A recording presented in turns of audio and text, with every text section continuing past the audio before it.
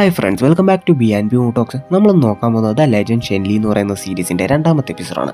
വീഡിയോയിലേക്ക് പോകുന്നതിന് മുമ്പ് ഇതിന് മുമ്പുള്ള എപ്പിസോഡ് കാണാത്തവരാണെങ്കിൽ അത് കണ്ടതിന് ശേഷം മാത്രം ഇത് കാണാൻ ശ്രമിക്കുക.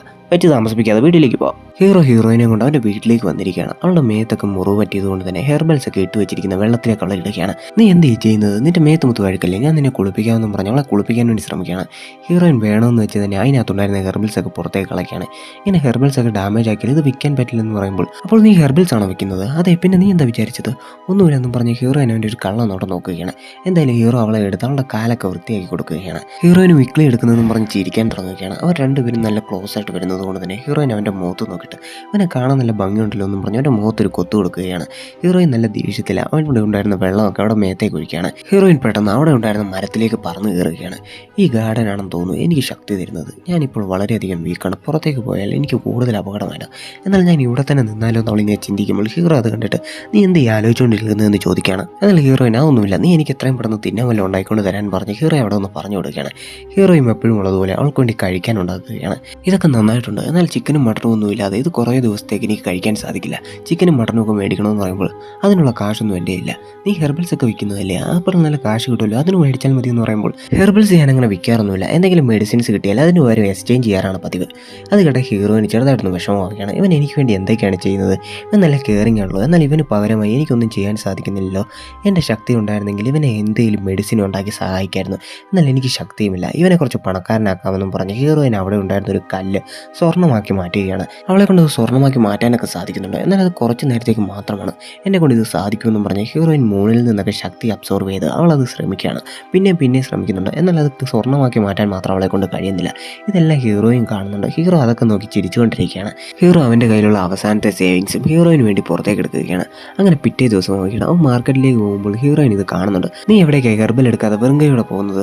നീ എന്താ പറഞ്ഞത്? ഞാൻ ഇന്നലെ നിന്നെ സഹായിക്കാൻ വേണ്ടി ആ കല്ല് സ്വർണ്ണമാക്കാൻ ശ്രമിച്ചു, എന്നാൽ എന്നെ കൊണ്ട് അത് സാധിക്കുന്നില്ല. ഞാനും നിൻ്റെ കൂടെ വരാം. ഇന്നലെ മൂണിൻ്റെ ശക്തി കൊണ്ട് എനിക്കത് ചെയ്യാൻ സാധിച്ചില്ല, ഇന്ന് സൂര്യൻ്റെ ശക്തി കൊണ്ട് ചിലപ്പോൾ എനിക്കത് ചെയ്യാൻ സാധിച്ചാലോ? എന്നാൽ ഹീറോ അവളോട് വരണ്ടെന്ന് പറയുകയാണ്. കാരണം മാർക്കറ്റിൽ കുറേ പേരുണ്ടാവും, നിന്നെ അവരെല്ലാവരെയും കണ്ട് പിടിച്ചോണ്ട് പോകാൻ വേണ്ടി ശ്രമിച്ചാലോ? ശരി, നിനക്ക് വരാൻ എത്ര ആഗ്രഹമാണെങ്കിൽ ഞാൻ നിൻ്റെ കഴുത്തിൽ ഒരു കയറ് കെട്ടി പെറ്റിനെ കൊണ്ടുപോകുന്നതിലോ കൊണ്ടുപോകാം. നിനക്ക് സമ്മതമാണോ എന്ന് ചോദിക്കുമ്പോൾ, നീ ആരോടെ ഇങ്ങനെയൊക്കെ സംസാരിക്കുന്നത്? ഞാൻ ആരാണെന്ന് നിനക്കറിയാമോ? എങ്കിൽ ശരി, നീ എന്നെ എടുത്തുകൊണ്ട് പോയിക്കോളാൻ പറയുകയാണ്. ഹീറോ അവളെ നിന്ന് നോക്കുമ്പോൾ പെട്ടെന്ന് തന്നെ ചെയ്യും, ഇല്ലെങ്കിൽ എൻ്റെ മനസ്സ് മാറുമെന്നും പറഞ്ഞ് ഹീറോ അവളെ എടുത്തുകൊണ്ട് പോവുകയാണ്. ഹീറോയ്ക്കും ചെറുതായിട്ടൊന്ന് സന്തോഷമാവുകയാണ്. അവർ രണ്ടുപേരും പെട്ടെന്ന് തന്നെ മാർക്കറ്റിലേക്ക് എത്തുകയാണ്. അവിടെ ഭാവിയൊക്കെ പ്രവചിക്കുന്ന ഒരാളിട്ടുണ്ട്.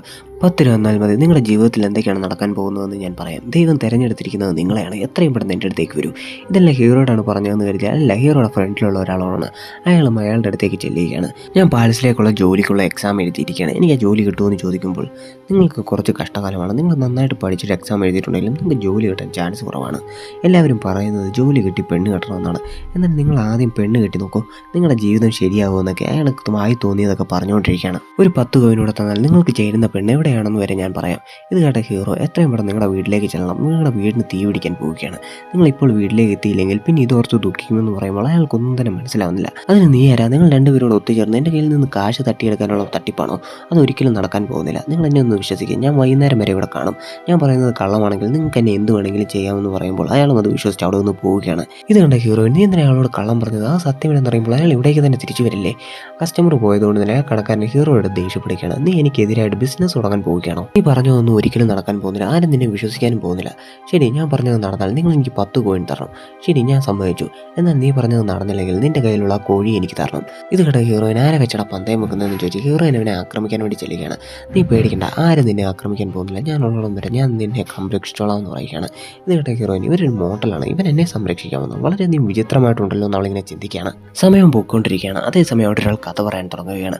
പണ്ട് ഹെവനിലുണ്ടായിരുന്ന മോൺസ്റ്റേഴ്സ് കൾട്ടിവേറ്റ് ചെയ്ത് മോർട്ടൽസിന്റെ രൂപം സ്വീകരിക്കാൻ തുടങ്ങി. അവരെ ഡീമൺ റേസേഴ്സ് എന്നാണ് വിളിച്ചുകൊണ്ടിരുന്നത്. അതുപോലെ തന്നെ ഇമോർട്ടൽസിന്റെ പവർ കൾട്ടിവേറ്റ് ചെയ്തവരും ഉണ്ടായിരുന്നു. ഇമോർട്ടൽസിന്റെ പവർ ഇങ്ങനെ കൾട്ടിവേറ്റ് ചെയ്തതുകൊണ്ട് തന്നെ ഹെവന് വേണ്ടി 2 കൂട്ടരും തമ്മിൽ വലിയ യുദ്ധം തന്നെ ഉണ്ടായി. അതിന്റെ ഫലമായിട്ട് ഹെവൻ 2ആയിട്ട് പിടിച്ചു. 1 ഡീമൺ റിലവും 2 ഹെവൻ റിലവും. ഈ കഥയൊക്കെ കേട്ട് ഹീറോയിനും നന്നായിട്ട് എൻജോയ് ചെയ്തുകൊണ്ടിരിക്കുകയാണ്. അങ്ങനെ സമയവുമായിരിക്കുകയാണ്. നീ തോറ്റുപോയെന്നും പറഞ്ഞാൽ കടക്കാരൻ നന്നായിട്ട് സന്തോഷിക്കുകയാണ്. അതേസമയം കരഞ്ഞു വിളിച്ചുകൊണ്ട് അയാൾ അവിടേക്ക് ഓടി വരികയാണ്. ഞാൻ ചെന്നില്ലായിരുന്നെങ്കിൽ എൻ്റെ വീട് കത്തിപ്പോയനെ, എൻ്റെ അമ്മയും അതിൻ്റെയോടൊപ്പം മരിച്ചേനെ, എന്നെക്കൊണ്ട് അവരെ രക്ഷിക്കാൻ സാധിച്ചു. അതിൻ്റെ സമ്മാനമായി നിങ്ങൾ ഈ മട്ടൺ പീസ് മേടിക്കണമെന്നും പറഞ്ഞ് ഹീറോയ്ക്ക് ഒരു മട്ടൺ പീസ് കൊടുക്കുകയാണ്.